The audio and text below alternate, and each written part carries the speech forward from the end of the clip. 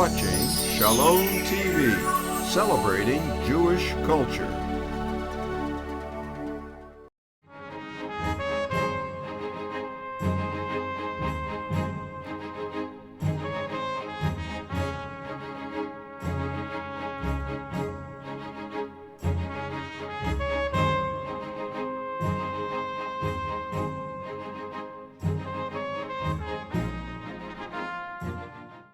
Lieutenant General Ashkenazi, I'd like to start with you, sir. You became Chief of Staff after the Second Lebanese War and are largely credited with bringing the Army up to snuff after that war. You were the Chief of Staff during Operation Cast Lead, where the Army performed much better than it did in Lebanon. Some, however, say that the IDF stopped short before the job was done and that it should have continued into Gaza City and toppled Hamas. Why was the decision made to stop? Was it a mistake? And in your estimation, to secure our place in the region, will Israel at one time or another have to militarily destroy Hamas? And is that possible? 5 minutes. I thought you were going to ask about the flotilla. But yeah, I had the privilege to be the Chief of Staff during the Cast-led operation. I think it was a just operation and a very important one. I think the situation before Cast-led operation was unbearable. We saw, all of us, we saw how we evacuated Sderot sometimes and other places as well. I think there is a person in this panel who can answer much better the question why we stop or whatever, because I don't know how it works in the United States, but in Israel we work for the political bosses, not vice versa.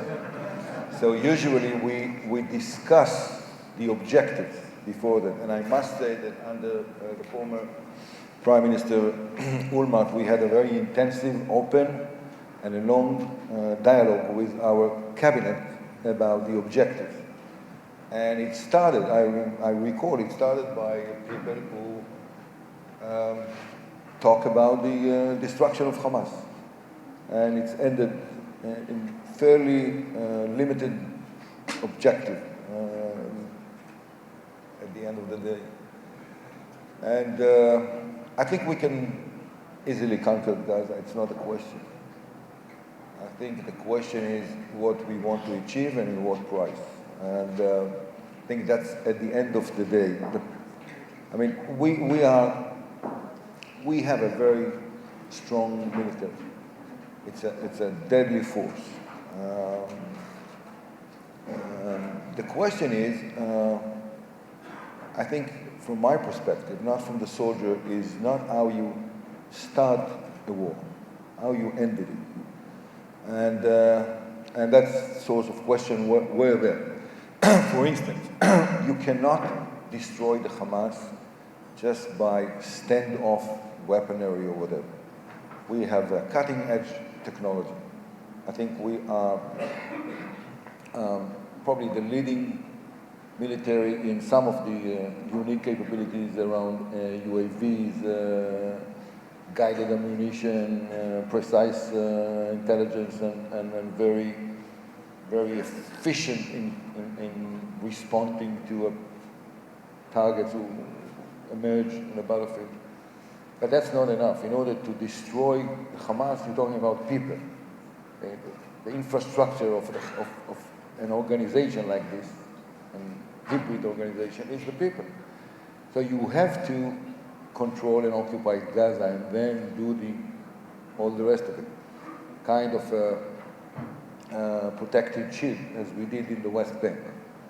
And that's something that was on the table. At the end result was to do something more limited, to be ready to do it, but if we can gain the right level of deterrence and inflicting enough damage to the Hamas, we may stop along this way. But we were ready to do everything. But was the deterrence gained? I mean, we saw what's happened ever since. Will there be a need to go back in? And... Well, yeah, I think professionally, if you think about the Israeli war, we never really decisive a country. We defeated a military organization. and the price of doing that is sometimes too much. We never conquered Syria or Egypt and even other organizations. Take the Hezbollah. With all the criticism in Lebanon, Second Lebanon War, we cannot ignore the fact that we reached some level of deterrence. I'm around with the Hezbollah from the beginning, from '82, when Murnia, God bless him, when Murnia started to drive, when Murnia started to drive, God bless his soil. In English and in Arabic, there is not identity in the meaning of this statement. In Arabic, you say Alay Rahmo. I'm more articulate in Arabic than Alay. When Murnia started in '82, this truck bombing and all this stuff, so I'm pretty familiar with Hezbollah, put it this way. Even sometimes it's too personal. We must ignore that we have never experienced such a long period of tranquility in the northern border. It's unprecedented. We have never achieved it with our previous round with Hezbollah. It's significant to me to see youngsters, young kids in the northern part of Israel, in Kiryat Shmona and the kibbutzim, entering elementary school, first grade, without being in a shelter, even for one night. That's happened due to the result, with all the problems that we had, and we had professional problems. So we achieved the level of deterrence. I think with the Hamas the same. Now, what you really want to do is to get a high achievement with a low price. And sometimes it's tough to get it. We can destroy the Hamas, but we have to stay in Gaza in order to do it. And then it's raised the question, who is going to replace it? Are you going to give it to Abu Mazen? Are you going to give it to what? To the UN forces? Do you expect some Norwegian boys to protect us from Gaza? I'm not. So this is one of the answers. Are we going to engage once again with the Hamas? Probably so. But that's pretty much the situation in Israel. You're living between this round. And our mission in the military is to end it in a way that nobody will ask who won and who loses. And that was part of the problem in the Second Lebanon War. Thank you, Lieutenant General. Mr. Dagan, I'd like to ask you, since you left office, you've been, how should I say, rather outspoken about Israeli military action against Iran. You mentioned that again this morning, saying this should only be done at the very last result, and when the dagger is actually against our throat. Yuval Diskin, the former head of the Shabak, kind of echoed those comments a bit more caustically on Saturday with harsh criticism towards the Prime Minister and Defense Minister. Also, you said today as well that this is an international problem, not an Israeli one, that demands an international solution. President Obama said recently that both Iran and Israel recognize that when the U.S. says it's unacceptable for Iran to have nuclear weapons, he means what he says. He also said that the Israeli government realizes that the U.S. president doesn't bluff, that it has, quote unquote, our back. My question to you, sir, is does he have our back? Can we count on Obama?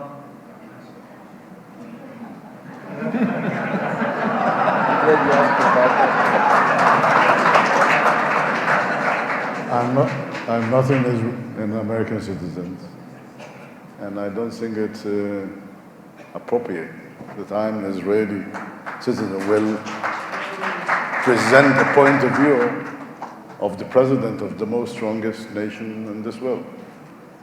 I believe, I'm assuming, when a president of the United States is making a commitment, I'm going under the assumption that he's going to fulfill it.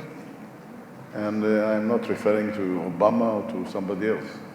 I believe that anyone who is taking the role of the president of the United States is obliged, first of all, to operate on behalf of the interests of the United States and on the interests of their friends and allies. And when the president said that he had no intention of letting Iran reaching to a nuclear capability, he is referring to an American interest, and I believe that he is going to fulfill his duty regarding to protecting the United States and its interests. Then I don't think that I'm entitled of presenting a point of view of the president. So let me ask you another question, which I think you are entitled to answer, and that's, what do you think about Yuval Diskin's comments and his characterization of the Prime Minister and the Defense Minister as being messianic? Yuval Diskin is a very serious man. He's a very capable man. He has a great deal of experience in confronting terror. I believe that he spoke on the issues that he really believes, and if you want to ask him this question, I would suggest that you refer to him on this issue. But do you think it's appropriate for him to make those kind of comments? I mean, he could have made them when he was the head of Shabak. First of all, I think that he presented his point of view clearly and loudly about his views to the Prime Minister and to the Defense Minister. He didn't announce it. It was done in closed rooms. But he never hid his opinion about many issues. To spoke openly. I heard about a member of your party is now formulating a law. I really want to thank her, because it will be the first time in my life that somebody is going to mention a law on behalf of my name, the law of Dagan, and preventing of people in the military establishment or in security or speaking. Let me remind you something, sir, that it started with Germany in the beginning. You know how you're starting it, you don't know how you're ending it. About Diskin, I believe that he is a very serious one. He presents his point of view, and I know from first hand that those points of view were presented by him to the Prime Minister, to the Defense Minister, on many occasions. I must tell you that I hope I didn't understand correct what you mentioned about Germany. We're a democracy, and any member of Knesset, every member of Knesset can suggest whatever he wants, and if it will get a majority in the Knesset, so it will be a law in Israel. It doesn't mean that the government agrees with every initiative that comes from the Knesset. But I must say that it's quite surprising to hear people like Yuval Diskin that served under Prime Minister Netanyahu and under Minister of Defense Ehud Barak, and if he thought in real time... Gilad, I don't want to interrupt you, just take it. He did not serve under Barak because the only person who is responsible is the Prime Minister. In charge of the head of the security services is the Prime Minister, not the Minister of Defense. Oh, thank you very much, but I know that. What I meant is that... Just say the opposite. No, thank you very much. I know that. I know that the Shabak is under the Prime Minister office. I also used to work there 16 years ago in the Prime Minister office. But the Minister of Defense, still, they work together. And if Yuval Diskin thought that our policy, or we're doing things that are so dangerous for the future of Israel, so in order to save Israel, he should resign and not wait 5 years as head of Shabak, and then even to ask for, to agree to serve 1 more year. And then, when resigning and when Prime Minister does not accept his guy to be appointed to be head of Shabak, it's not true. Then you are lying, sir. It's not true. You are not following Helen Dershowitz orders to that. Maybe you're not polite, but I prefer that ministers of the State of Israel will speak the truth. I prefer that heads of Mossad and Shabak won't make a damage to our efforts for the awareness of the Iranian threat. That's what I expect from you, that when Prime Minister Netanyahu goes around the world, and he never said that we're going to attack Iran or when or where, but he's doing a lot of efforts in order to raise the awareness, and it is working. You see the economic sanctions, and you go out, and Yuval Diskin is going out and saying, you shouldn't do this, you shouldn't do that, Israel can attack, Israel cannot attack. We don't think that you did what you did for the security of Israel, and we admire it.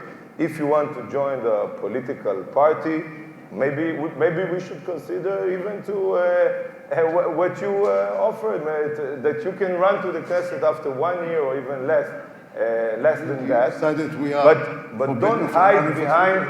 Yeah, don't hide behind theories or things like Yuval Diskin said. They live in Caesarea or I don't know where. You said he's a serious guy. How can a serious guy said they are not the Messiah? Who said that they are the Messiah? I don't even understand what he said. Mr. Dagan, I think we'll stop there on this issue, and I'll move on to Mr. Skedi. I would like to say a couple of words about Iran, according to what I just heard. First of all, no doubt that we should not allow Iran to have nuclear capability at the end, at the bottom line. I think that all the people in this stage and the whole agree. The second thing is there are three, let's say, areas until now that we face something like this. Iraq, Syria, according to what you say, and Iran. Reports. No doubt that Iran is not the same story as in Iraq or in Syria. The third issue is the United States. From my point of view,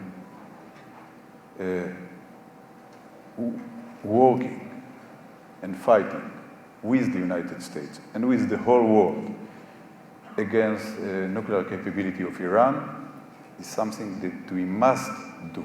We must do. Why? Because it's not a very specific issue. It's much wider. From the military point of view, from the economical point of view, from the process itself, maybe it should be, and it will be, an ongoing process, not one shot. So I think that if you are doing it with the United States, with the whole world, by the way, I'm sure that it's a problem of the whole world, not only Israel, is something that is the best way to do. From the point of view of Israel, no doubt that the Air Force and the IDF should prepare themselves in the best way that they can. And they are doing it. I have the honor to command the Air Force more than 4 years ago. And we did a lot in order to reach the ability to do what we should be able to do. But the bottom line, I think that this alternative should be the last alternative. The last alternative. Now it's the question, what is the meaning if you are doing it before the Americans or with the Americans? I do not want to enter to this area. It's a complicated area, and I think this is not the place to talk about it. So this is from what my point of view about the issue. I would like to add one interesting thing that I didn't hear today, and I think it's important to say. You know, we are thinking logically, and we are preparing in a logical way. I would like to say that one of the things that I'm concerning about is the fact that I'm not sure that they are thinking logically. What I mean, to hear Ahmadinejad talking about the Mahdi in the UN is something that really concerning me. To those of you that do not know who is the Mahdi is Muhammad, the 12 Imam. She is Imam like the Mashiach in the Jewish, the Messiah, like in our thoughts. He disappeared in 868, and one of the conditions in order to let the Mahdi come is Armageddon or Gog and Magog. It means something big. Honestly, I'm concerning about this not logical way of thinking, this irrational way of thinking. So it's a combination, the rational way and the illogical way.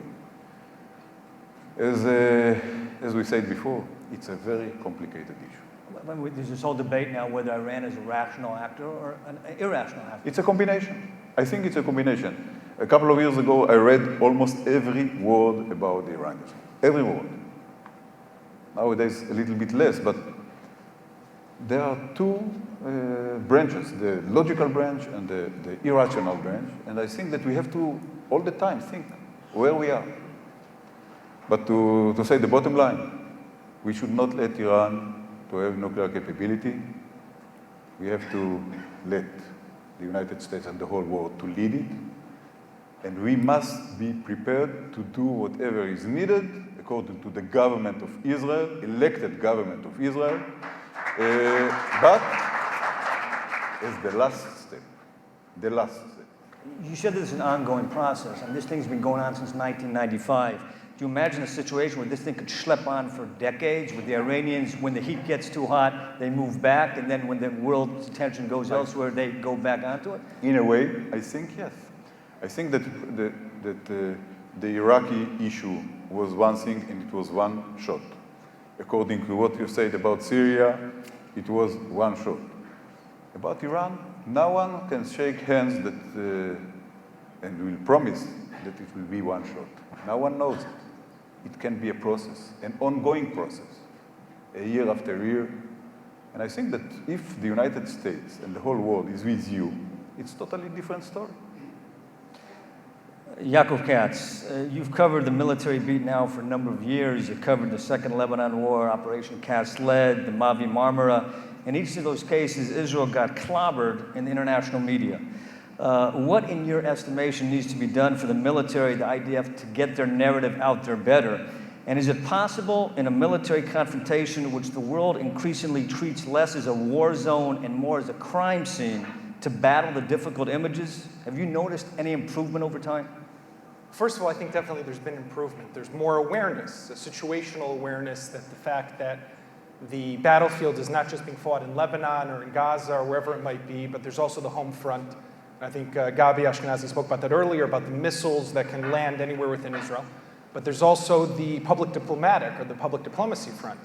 And I think that the IDF is much more aware of it. Avi Benayahu is the spokesman, did a lot to promote that cause as well as under the current IDF spokesman.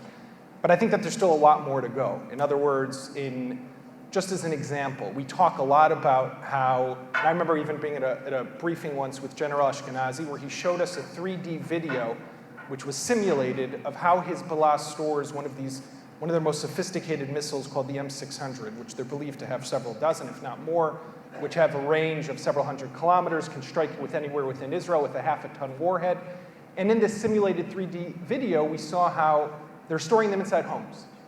Now then, a few months later, we had a briefing, I remember up at Northern Command Headquarters in Tzfat, where we were shown how, by the head intelligence officer of the Northern Command, another simulated 3D image with satellite footage and maps of the village of El Khiyam, which is several kilometers north of Israel's border with Lebanon, and exactly how they're storing their capabilities in homes and houses and hospitals and schools and command and control centers, etc.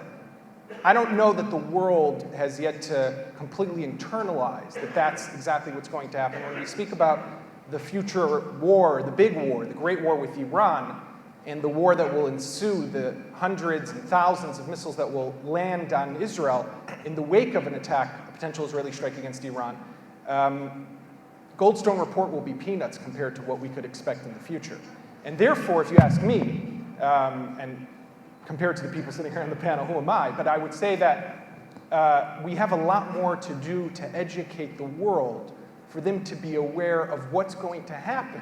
Because if we want to prevent the next report, we have to tell them today that Hamas's missiles, and we have to show them the proof. We have to disseminate that information as quickly and as widely as possible, because otherwise, it's the war that's going to come. Hopefully we'll win, and I'm sure we will win, but the public diplomacy war that will follow, I'm not sure that we'll be any better off today than we were in the past. General Ashkenazi? When I talk about the changing nature of war, I meant to this issue. I think we have to explain to our friends professionally and to the world that this change has a reason.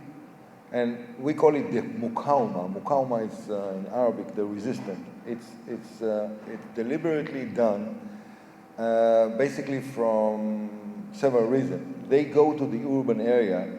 It's their choice, not because there are no open area in Lebanon or in Gaza. They're going to there from A. They think they will be more defended by being in an urban area. We will have more problem in separating between them and the regular innocent population and giving our norms and code of ethics and whatever, we will be reluctant to exercise our full capacity or full capability. Secondly, being a Western society which is more sensitive to casualties, we will be reluctant to go to the this urban, messy, bloody war type of fighting. And I think we cannot allow to the Hezbollah, Hamas, or for that purpose to other terrorists in Iraq, in Fallujah, a safe haven. We cannot allow them. And I think it's not very difficult to explain. When I was in some of the most challenging, media in the States, take the New York Times, very prestigious. It was a challenge, not like in a Fox News, for instance. But I described... Or the Jerusalem Post. Or the Jerusalem Post. No, that's a home run. I describe a situation where I have to take decisions. Let's say, most populated area in the Middle East, Jabalia refugee camp. Your sensor observed a Hamas team preparing a Qassam rockets to launch to Ashkelon. Nobody argued that it's a Qassam rocket. Nobody argued it's a Hamas. Now it's in the most populated area. What are you going to do? I have no hesitation. I think we have to destroy this Qassam rocket. So what we do, we don't bombard discriminately the area. We take the most precise, expensive piece of weapon that we have, and we knock down these Qassam rockets. And while we are doing it, very well may happen that a young child, 10 meters from there, will get a shrapnel in his head and die. So it's not just a collateral damage. It's sad, okay? But it was not my choice to launch the rocket from there. And I have the obligation to protect my civilian. And even according to international law, that's my first priority. The priorities goes your citizen, your soldiers, their citizen, their soldiers. Or soldiers, they're not soldiers. So I think we have to develop this scenario and to explain it. I think it would be a huge mistake if Israel will accept the logic of Hezbollah and Hamas. We cannot allow them to have a safe haven. And if they put, and they do, put their launching capability in villages, those villages are going to be bombarded. And that's why we published the map where they put all of this.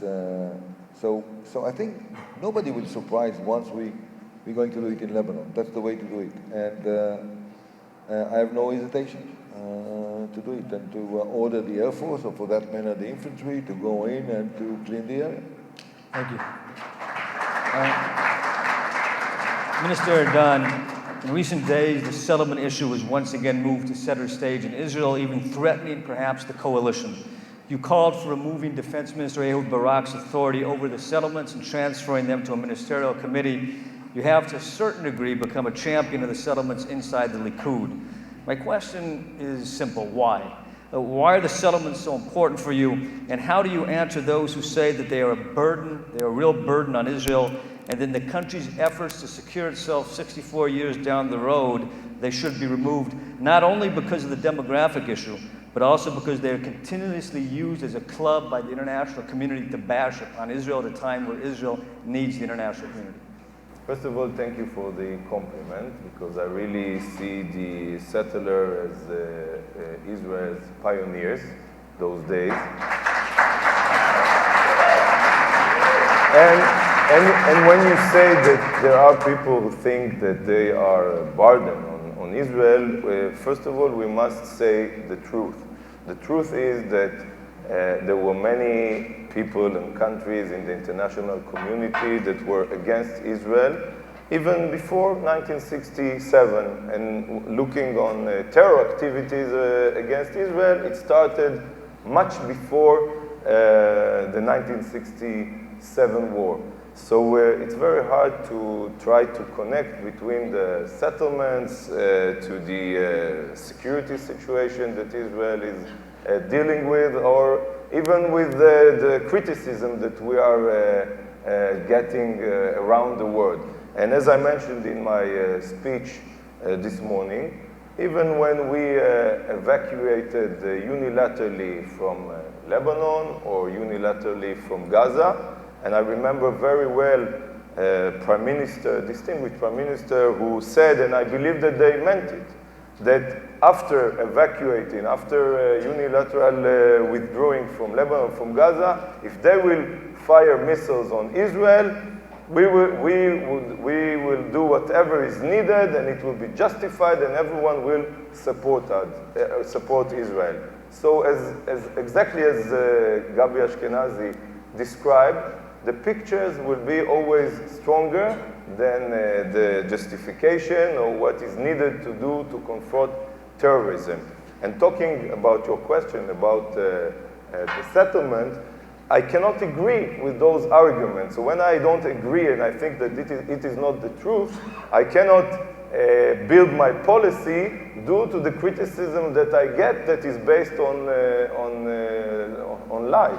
So if you'll ask me about the future agreement, peace agreement, hopefully one day we'll have peace. So it's not necessarily that we should evacuate people from their homes. We are living together in Israel with more than 1 million Israeli Arabs who define themselves as Palestinian, and no one says, and I don't support that in a future peace agreement they should be evacuated. So first of all, as I said this morning, let's agree that each part has the right to exist. The Palestinian state will be an Arab state, we will be the Jewish state. We can argue about the future borders, and then we'll see. But to say that the obstacle for peace are the settlement is totally a lie, and I'm not going to base my policy or my ideology on lies. So, and I understand very well that the international community is using, some of them, of course, not everyone, are using the settlements to build the criticism on Israel, but there's no other way than to repeat again and again and again on our claims. And the claim is that those are the facts. If someone cared for the fact that Jews were living in Judea and Samaria for thousands of years, a Palestinian state never existed in Judea and Samaria before 1967. And those are the facts that even if you're from the left wing, you agree with that. But Mr. Nair, are you in favor of a two-state solution? And in a two-state solution, can you have the settlements in the West Bank? First of all, it's not that not me, I'm too young, but the state of Israel wasn't established in order to create a Palestinian state. Sometimes I hear it so much. We are facing reality. We are facing reality in the Middle East. And now, when I understand that a former prime minister signed the agreement, and we see whatever happened in our region, I think that it's not that I support a Palestinian state, and even after what happened in our region, we must reconsider it again. But it is something that I don't see any other better solution now for the conflict between Israel and the Palestinians. So that's what I think. But can you have that solution with the settlements where they are? As I said, I think that it's not necessarily have to be that people should be evacuated from their homes. It's not, a Minister of Foreign Affairs used to say that such a demand is like the Germans, talking about the Germans, to create a Judenrein. We will have one state, a Jewish state, but with huge, big Arab minorities, and on the other side we'll have a Palestinian state without Jewish right to live there if they prefer to do so. So I think that everything should be open for discussions, and we cannot say from the beginning, before we enter any the peace talks, that the settlement should be evacuated. And I think that even left-wing activists are saying today that had the settlement were not exist, so the discussion today would be on the 1948 borders. I think that everyone knows that very well, and it helps us a lot that they exist, and they have their human rights, civil rights, human rights, exactly as any other citizens in the state of Israel. They are not different from any other, every other citizen in the state of Israel. So talking about evacuating them, they are growing their children and grandchildren, and we have a policy talking about the outpost maybe. We have a policy that whatever was built on a private land should be evacuated if it's not legal, and what was built on the country's land should be stayed and should be legalized. But the problem is, of course, and everyone knows that, that if you're a Palestinian and you sold your land to a Jew, you're going to get death penalty. So even if someone will go to the court and claiming that this land belongs to someone, and the settlers will come out with papers that will prove that they bought the land, so the Palestinian guy will say, no, I never sold it to them, they lied to me, and then it will go to the court, maybe to the Supreme Court. And former governmental policy was that if it's a private land, even if the settlers has their own claims, meanwhile, we will evacuate that settlement. We want to change that policy. We do not agree with that. We want to have to support the settlers' rights to try to convince the courts in Israel that they have the rights and they bought the land. Thank you. Caroline, how do you answer those who say that the situation with the Palestinians as it exists now is simply unsustainable, that demographically Israel is going to be swallowed up, and that the country needs to withdraw from the West Bank to ensure its future as a Jewish democratic state, to say nothing about the corrosive effects that some argue holding on to the West Bank has on the country, on the society? Say that they're wrong.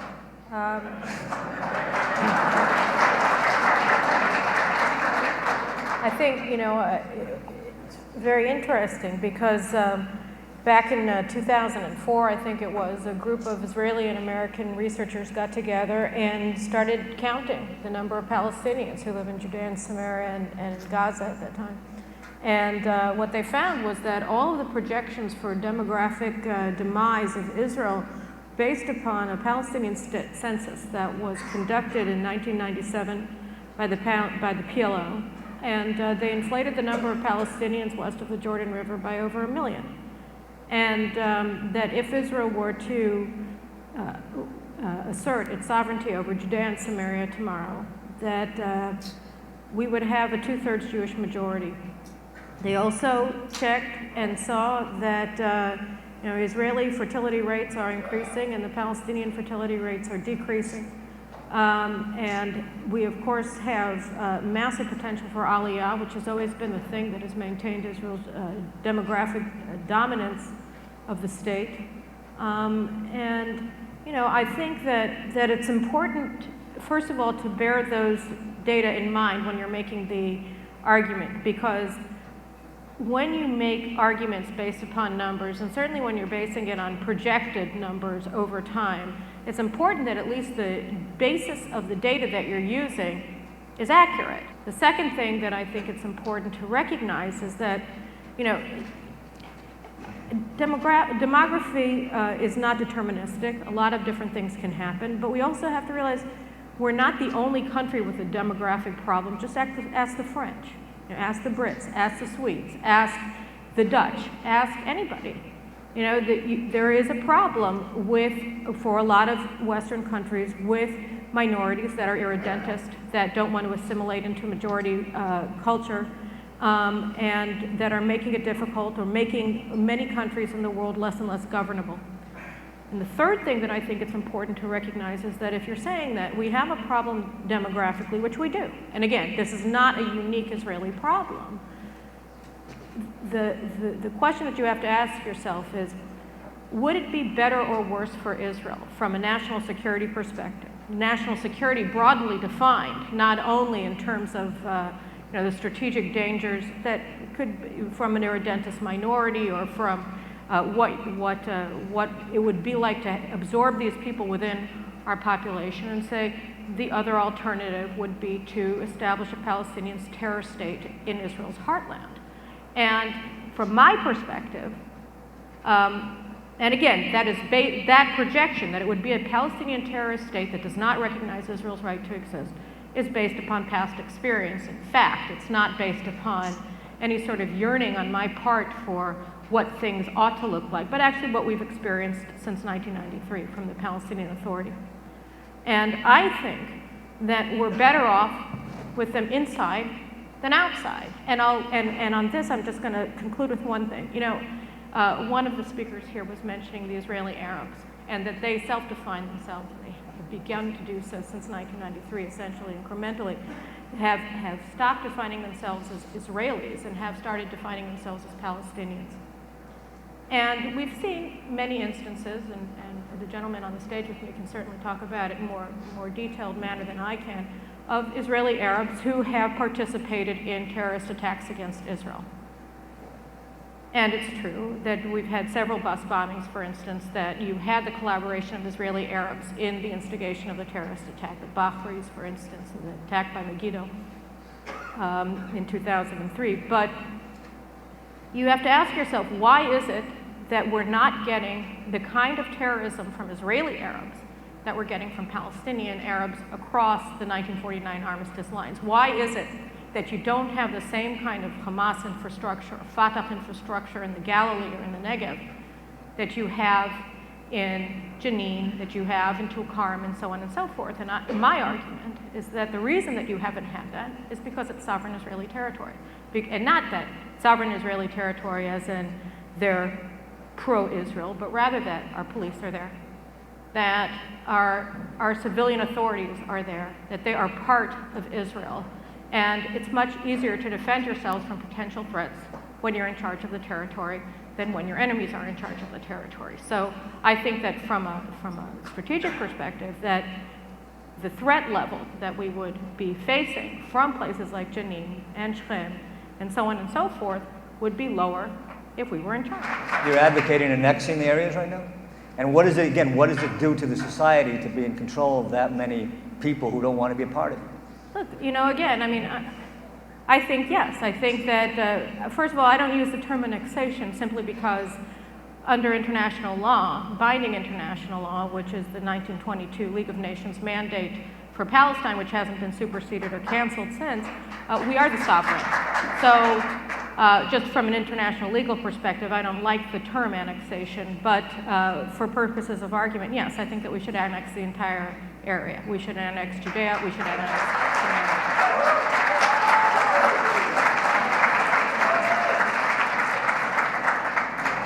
Former Prime Minister Olmert, It's always fun as a journalist to ask people, what will you do if you were prime minister? And when you, sir, were prime minister, and as prime minister, you put an extremely generous offer on the table, which you discussed this morning, to the Palestinians, which they didn't respond to. What conclusions do you draw from that? What does that say about Israel's ability to reach an agreement with the Palestinians if they didn't even respond to what you put on the table? The Palestinians didn't say no to my peace plan.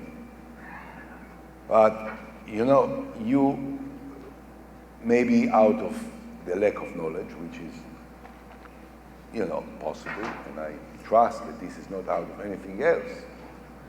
You don't mention the fact, which is written, for instance, by Condi Rice in her book, that while I proposed Abu Mazen these plans, he was approached by the most senior ministers behind my back who proposed him not to accept these plans.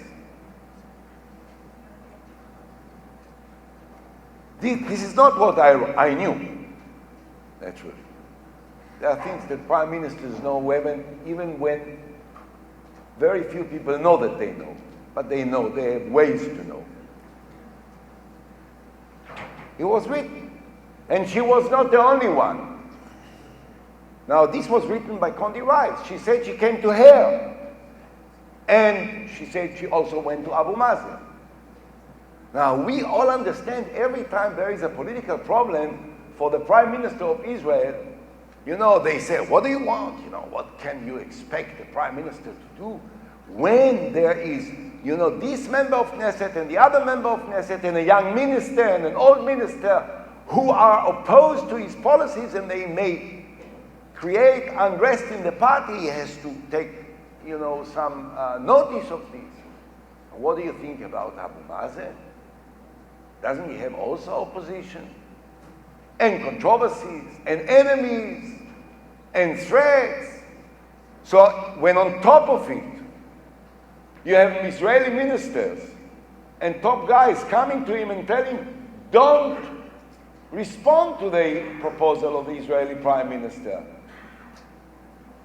You are so amazed that he didn't do it.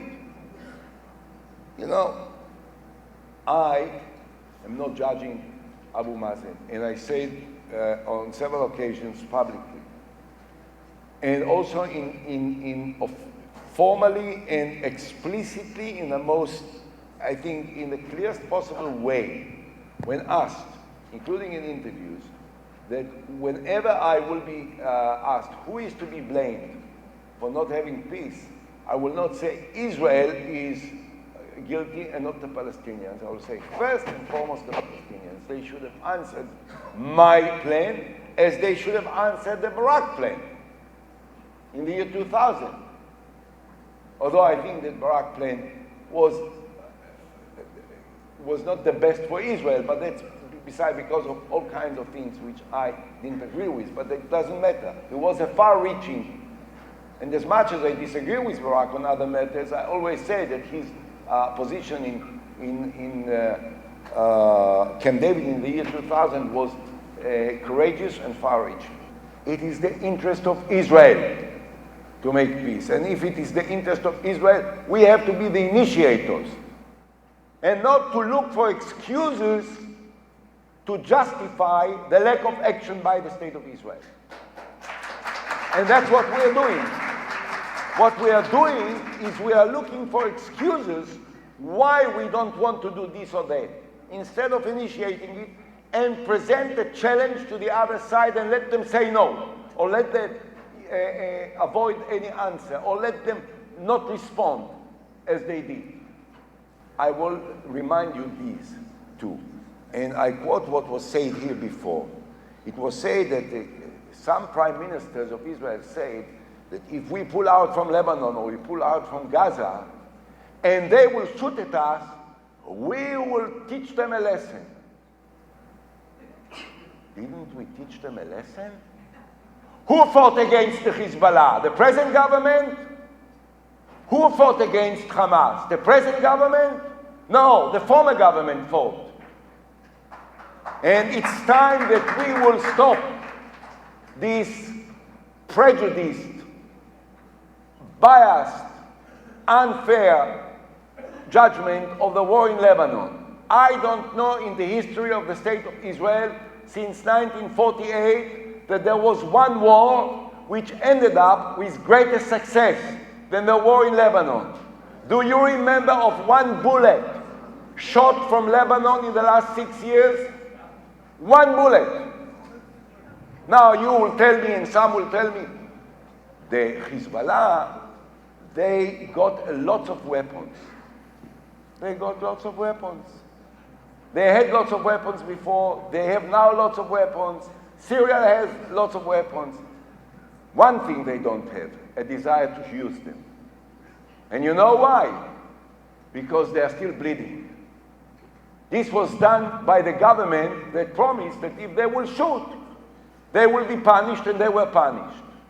And the same we did with Castleed. I don't go now into the arguments whether we should have expanded it or not, we should have extended it or we didn't. The fact is that what we did to the Hamas then took a lot of the desire to continue fighting against Israel, and we know that in the last events which took place, the Hamas was the force that tried to stop the jihad from continuing shooting against the State of Israel. But there is another element there which was entirely avoided. And this is that for 33 days we attacked as a result of a terrible provocation. We didn't initiate a war in Lebanon. I mean, all this description, of course, is false and is done by political enemies. We didn't start the war in Lebanon. We reacted. We reacted forcefully. We reacted decisively. We reacted without hesitation. When you need to take care of security, we knew how to do it with enormous force. But surprisingly, there was not one nation in the world, except for Chavez, okay, that criticized the State of Israel. There was not one resolution in the United Nations, one initiative in the United Nations to criticize the State of Israel. All the Arab countries criticized the Hezbollah. They didn't criticize the State of Israel. I didn't get one telephone call from Mubarak, from Jordan, from any of the Arab countries that I had kept in good contacts with. Why? We didn't talk about it. They called me or passed me a message, stop it, on the contrary. And no other country. And today, I hear some leaders that are talking about our leaders, in spite of the fact that they have frozen settlements in the territories for 10 months, something that I refuse to do, even for one day. Never did it. Why? Because when you are genuine about making peace, you can get a lot of support. We got it in the war in Lebanon. We got it in all these years when we continued to build in the settlements. We built in Har Homa, we built in other places. No one said a word about it. And we got the international support when we attacked the the Hamas in Gaza in a most painful manner under the command of General Ashkenazi. And we killed lots of Hamas fighters and terrorists. And there was not a really genuine criticism or serious criticism against the State of Israel. I heard here, and I was quite surprised, that Turkey severed the relations with Israel. Even after the deputy foreign minister of Israel humiliated the Turkish ambassador on the floor of his office, they didn't sever the relations with Israel, and it happened long after I was not prime minister and there was not my government. So no one severed the relations with Israel, and if Chavez criticized Israel, I accept it as a testament to the very good position that we had amongst most nations in the world. I don't want to judge, and I'm not familiar with the personal circumstances of each one of the security guys, past and present. Okay, I know them. Some of them acted under my authority, including the three actually, that are sitting here. And we took some good decisions. they are not necessarily the enemies of Israel. And there were more. Now, one has to ask himself a question. What happened that suddenly all of the present and the past commanders of the most important security services, security military services of the State of Israel have one position about one issue? What happened? Suddenly all of them, until then, until when they expressed their position publicly, when they ceased to be civil servants, they were the warriors, the courageous, the leaders, the commanders that we all admire. And suddenly what? They became enemies of Israel. They became enemies of the security of Israel. They became careless of the security needs of the State of Israel. If Meir Dagan, if Gabi Ashkenazi, if others, if General Shkedi, if others, or Diskin and others say that a military option is the last resort, they are enemies of Israel. They are political, bitter political aspirants who are disappointed, or maybe they have a different opinion. Now, what do you expect them? When they were serving, they said it directly, explicitly, and quite loudly to their commanders or their superiors in the government. Now they are not there anymore. The only way that they can do it is to say it in such a symposium or in another symposium, and to say, you can disagree with them, by the way. Although I don't. I mean, about the substance, not about personalities. I'm not going to personalities. But to make all of them, I mean, these guys that devoted their lives to fight for Israel, and that we know that they have contributed to the security of Israel a great deal more than those who criticized them, suddenly all of them became like enemies. I think that we should somehow balance even the disappointment that we may have politically. I'm not in politics.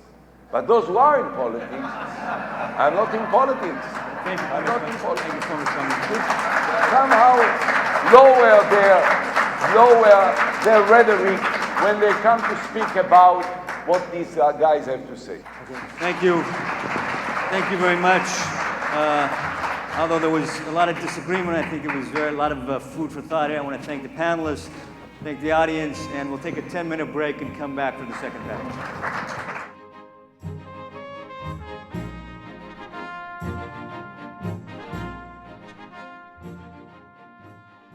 We would be pleased to send a complimentary DVD of this program to anyone who wishes to support Shalom TV with a tax-deductible gift of $36, double chai or more, to the nonprofit organization Jewish Education in Media. Simply visit the Shalom TV website homepage and click on the Donate button to make a donation by PayPal or your credit card. And please indicate the program for which you would like a DVD. Or you can send your tax-deductible check made out to JEM, Post Office Box 180, Riverdale Station, Bronx, New York, 10471. And again, please remember to indicate which program you would like to receive on DVD with our compliments. And we thank you for your kind support.